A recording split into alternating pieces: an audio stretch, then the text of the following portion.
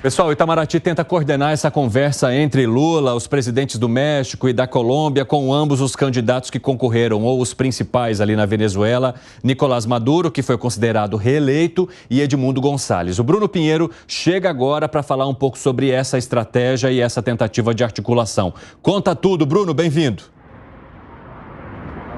Evandro, há também uma ideia, na verdade, de reforçar aquela ida do assessor da presidência, o Celso Amorim, na Venezuela, não como observador, e sim para conversar com ambos os lados. Ótima tarde a você e a quem nos acompanha aqui na Jovem Pan. De acordo com alguns diplomatas do Itamaraty, existe uma articulação, uma tentativa de reunir esses representantes, então, inclusive Nicolás Maduro e o seu adversário, o seu opositor, Edmundo Gonçalves, para uma conversa, justamente, alguns questionamentos e em busca de algumas respostas em relação a este resultado sobre as eleições do último dia 28 de julho. Até agora não houve nenhum sinal de ambos, nem mesmo de Nicolás Maduro, nem mesmo do seu opositor Edmundo Gonçalves. E de que forma que isso iria acontecer? Seriam conversas individuais que reuniriam essas respostas. Seria uma espécie de um interlocutor, de quem vai ouvir um recado e vai levar esse recado. Mas até agora nenhum sinal. Existe então essa articulação da diplomacia do governo brasileiro. O Itamaraty segue agindo nessa articulação, ainda sem responder se reconhece ou não o resultado eleitoral. Ontem à noite, quando chegou no hotel após o evento no Chile, após assinar diversos acordos, Lula voltou a ser cobrado para dar uma resposta justamente sobre a Venezuela. E ele disse que ainda não falou porque esse cara, na verdade de Edmundo Gonçalves, ainda não tomou posse, não tem como ele responder, ele fazer qualquer tipo de comentário sobre isso, chamando de cara o que seria o Edmundo Gonçalves. Então, o que a oposição relata que foi o vencedor da eleição do 28 de julho. Lula novamente não querendo comentar sobre este assunto. Ele fez um discurso ontem à tarde que nós voltamos a falar, que acha importante respeitar a soberania e uma conversa entre o governo e a oposição. Então, até agora, além desta articulação da diplomacia do governo brasileiro, não tem uma resposta um pouco mais incisiva do presidente Lula, que segue no Chile com o seu compromisso. Agora, aguardar se essa reunião vai acontecer. Só para finalizar, Evandro, tem ainda uma conversa que foi solicitada por Nicolás Maduro. Lula chegou a dar um sinal que tem interesse de conversar, mas ainda não agendou. Aparentemente é Nicolás Maduro que está tomando um chá de camomila agora após solicitar a conversa com o presidente Lula. Evandro. Muito obrigado pelas informações, Bruno Pinheiro. A gente vai se falando aqui ao longo da edição do 3 em 1.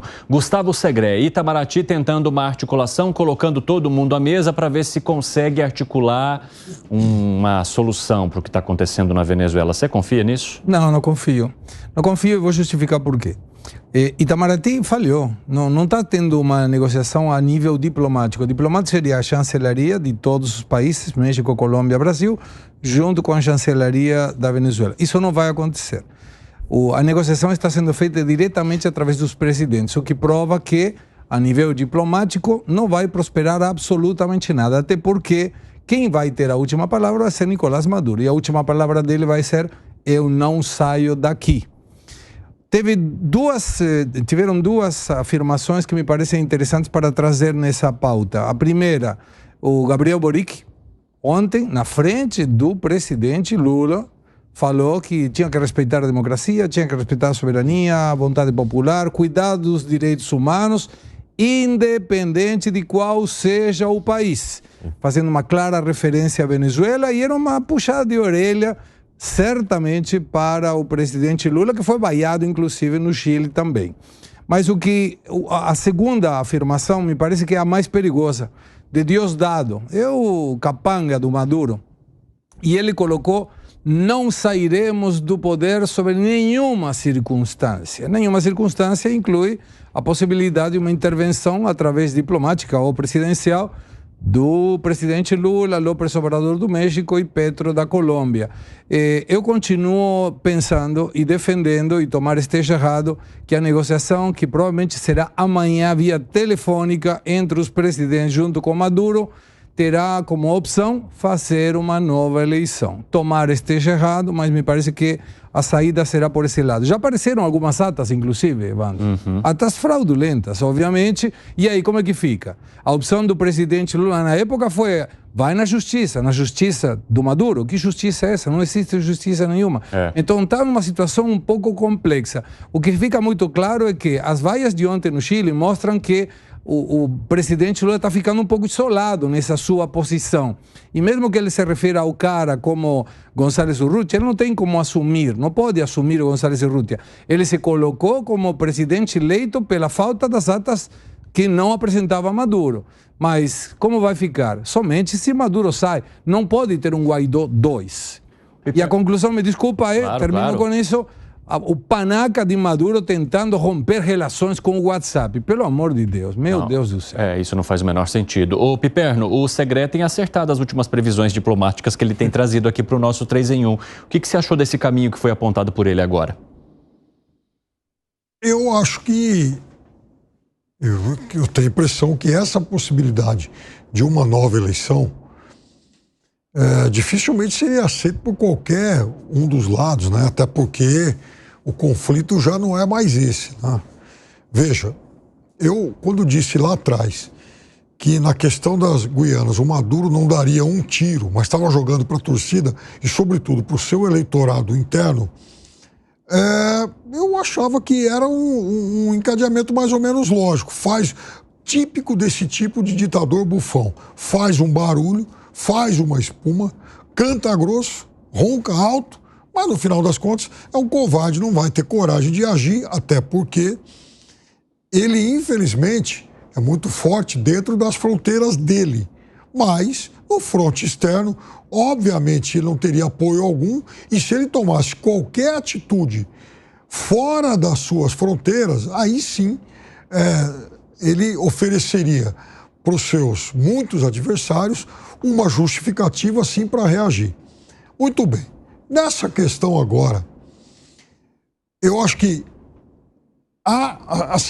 é muito mais possível ter algum caminho concreto a partir dessa reunião dos 3 líderes dos grandes países e esses 3 fazerem algum tipo de pressão política ao Maduro, do que simplesmente os 3 cruzarem os braços e dizerem exatamente, e com muita razão, com muita propriedade, repetir o que falou ontem o jovem presidente do Chile. Ele pode falar: olha, o meu país defende valores democráticos, humanitários e direitos humanos. Perfeito, perfeito. Eu daria o meu total aval a todas as palavras dele.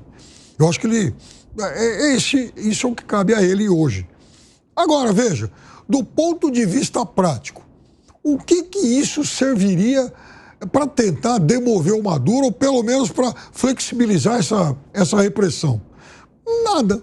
Então, assim, eu não sei se dessa reunião de Brasil, Colômbia e Chile vai sair algum tipo de providência prática, mas eu diria que eu tenho muito mais esperança em relação a isso do que um mero discurso de alguém que vai lá, fala, brada alto, mas depois cruza os braços, até porque não tem muito o que fazer. O Gani estava te olhando com uma cara meio estranha aqui. O que foi, Gani? Pelo seguinte, se o Brasil de fato desembarcar, se o governo brasileiro, Evandro, colocar uma posição clara, não apoiamos mais este regime ditatorial venezuelano, cortamos relações políticas, comerciais e econômicas com a Venezuela. Evidentemente que o peso que tem o Brasil aqui na América Latina e o peso econômico, o Maduro vai se sentir isolado. O Brasil não ganha absolutamente nada com esta posição neutra. Tem muito mais a perder do que a ganhar. E estou aqui defendendo os interesses do povo brasileiro. E isso... é possível ter esta posição mais dura, mais enérgica em relação à Venezuela e, ao mesmo tempo, oferecer uma porta de saída para Maduro. Não apoiamos este regime, não financiamos mais sanções econômicas, mas negocia algum tipo de asilo, alguma saída honrosa. Eu não vejo que são interesses divergentes. Mas se o Brasil desembarcar, é pressão em cima de Maduro, sim, Fábio Piperno. É, professor, aí vamos nós dois lá tomar conta das embaixadas de Argentina, Peru e a do Brasil por tabela. Agora, Zé Maria Trindade, a gente sabe ali que articuladores do Ministério das Relações Exteriores estão dizendo que aquele documento que foi lançado pela oposição, Maria Corina Machado e Edmundo Gonçalves Urrutia, para convocar a população, para fazer pressão para que o resultado verdadeiro seja divulgado, para que as forças policiais fiquem ao lado da oposição, esse documento pode ter provocado algum tipo de dificuldade nessa articulação, porque a partir do momento que a oposição vem e fala todos serão punidos, não haverá impunidade com aqueles que tentaram fraudar o processo eleitoral, né, a gente coloca isso a partir das entrelinhas ali, o Ministério das Relações Exteriores fica preocupado no sentido de e agora, né? Como é que a gente vai conduzir uma articulação se já há essa ameaça, entre aspas, aquele que de alguma forma, segundo a oposição, está tentando usurpar o poder. Como é que você vê a posição do Brasil e principalmente o bate-cabeça que está acontecendo no Itamaraty, no Ministério das Relações Exteriores, a partir da pressão que vem não só da comunidade internacional, mas também da população brasileira sobre um posicionamento do país em relação à Venezuela?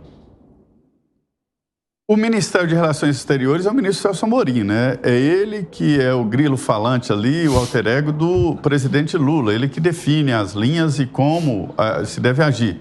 E ele foi à Venezuela, ele acompanhou tudo de perto. Ele está entendendo o processo. E o governo deu a ele também esse poder de negociar e de conversar com autoridades da Venezuela. Aqui no Congresso Nacional, há uma tentativa de levar o assunto para a Câmara e Senado, comissões de relações exteriores da Câmara e Senado. A dificuldade que eu ouvi é exatamente desta instabilidade de saber exatamente de como o Brasil vai se encaminhar.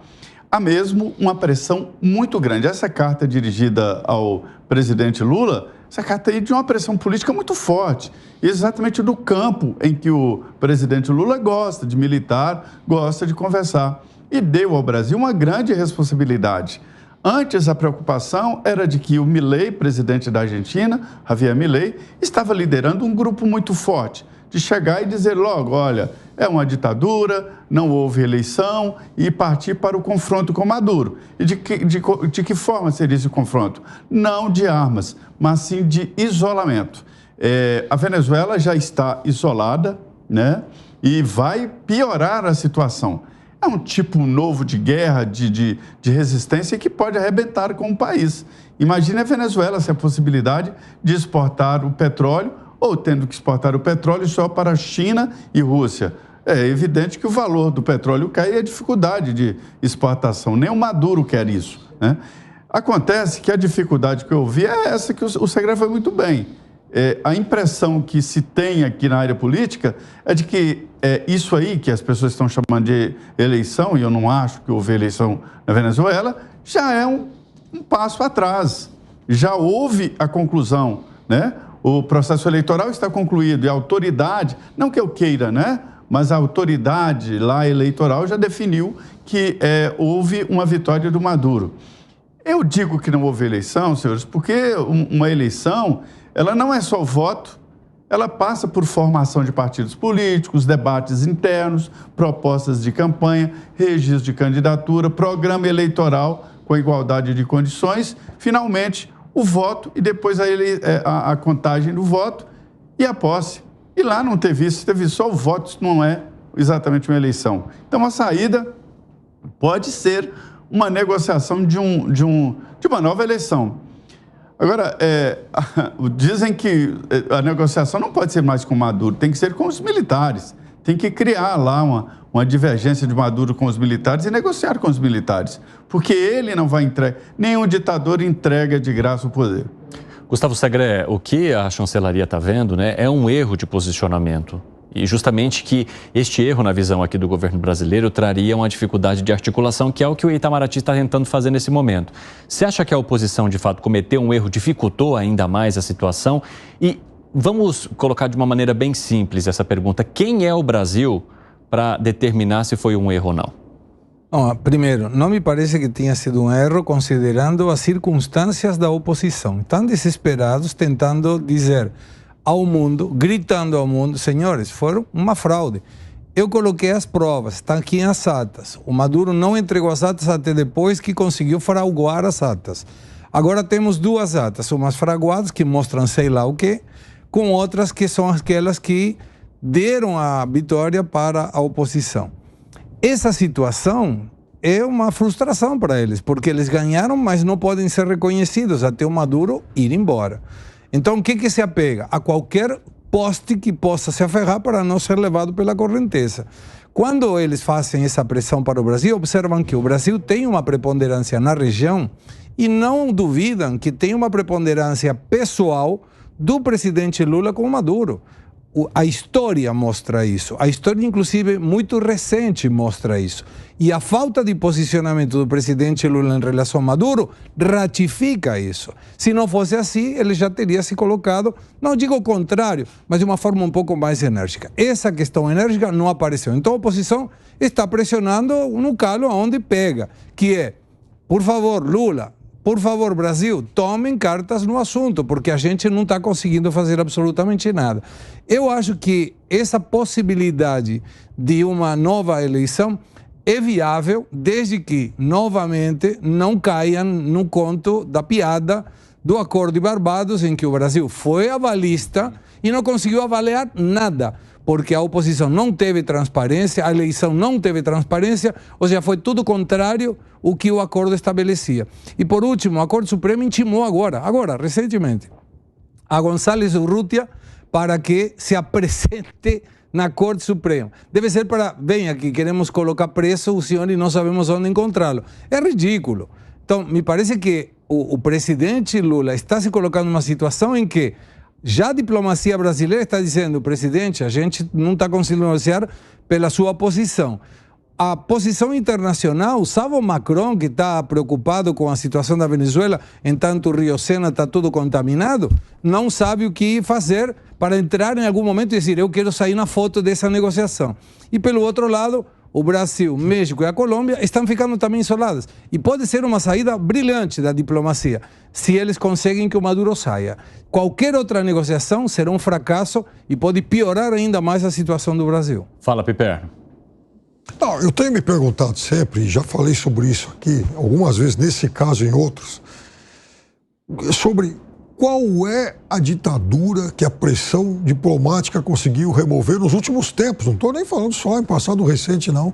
Inclusive, pressão dos Estados Unidos, sejam os Estados Unidos com Biden ou com Trump antes, não consegue. Perfeito. Ditadura que está bem estabelecida, não consegue. Mas tem um ponto, é verdade o que você falou. Perfeito. Mas sanção econômica ajuda a enfraquecer governo e aí a gente cai numa discussão que a gente já teve. Ajuda. Rússia é um país muito mais autossuficiente do que Venezuela, tem fronteira com China, é outra história. Irã também é um país muito mais avançado que a Venezuela, também tem outros fornecedores por ali. Aqui, a Venezuela isolada e o Brasil tem um comércio ativo com a Venezuela, poderia ser uma chance. Se vai dar resultado, não sei, mas poderia ser uma tentativa. Então, veja, até ontem eu tratei disso, porque, de fato, se todo mundo, Colômbia, Brasil e outros estão isolarem a Venezuela não vai ter, pelo menos, fronteira seca com ninguém. Exatamente. Ela pode tentar se relacionar com outros países, até pelo mar, mas por fronteira seca, não. Então, ela teria... Mas, veja... Não existe pressão diplomática que remova governo algum. E até a Síria, vejam bem, até a Síria resistiu a embargos. Então, como é que alguém pode imaginar que só esse tipo de pressão vai intimidar o Maduro? Não é isso. O que o Maduro tem que ser convencido, e essa é uma tênue esperança, mas para mim é a última que sobra, é de que as Forças Armadas estão fragmentadas, estão divididas e não vão mais apoiá-lo como uma força coesa. Portanto, ele correria riscos, inclusive, de morrer. Sendo assim, talvez fosse o caso de se procurar uma saída honrosa de algum tipo de asilo político. Só isso. E é por isso que eu acho que a estratégia da oposição, quando divulga o documento direcionado às Forças Armadas, foi correto. Eu achei que exorbitaram um pouco quando falaram do negócio lá da história de não ter anistia, que todo mundo vai ser punido e tal. Mas sabe, a oposição tem que buscar conquistar esses corações e mentes. Não tem outra alternativa. O resto é tudo retórica para alegrar a rede social. Arremate, Gani.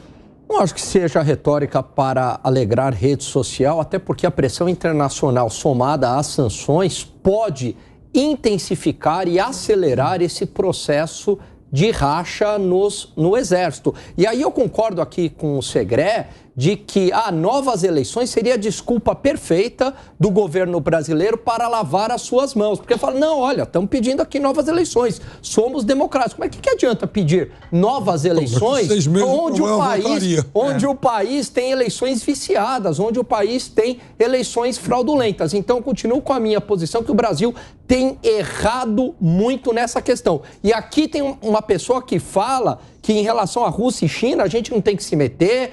Eu sou bem pragmático, você sabe disso, Piperno, em relações internacionais, tomo muito cuidado antes de sair escalando qualquer conflito. Agora, com a Venezuela, a gente não tem absolutamente nada a ganhar. Nós chegamos a um mundo, o mundo chegou a um ponto que o Iêmen, vejam bem, o Iêmen, grupos, enfim, terroristas instalados no Iêmen, atiram contra navios americanos e britânicos. E aí, por acaso, alguém conseguiu, por meio de sanção e tal, remover o governo do Iêmen? Aí que está, Piperno. A questão é se, por questão diplomática, não vai conseguir resolver a posição do Maduro, porque a insistência do Brasil de ficar em cima do muro do lado venezuelano, porque não está em cima do muro mesmo. O Brasil tem que... Está em cima do muro do lado venezuelano, porque já teria que ter pedido, ok, as atas teriam que ter aparecido sei lá quando.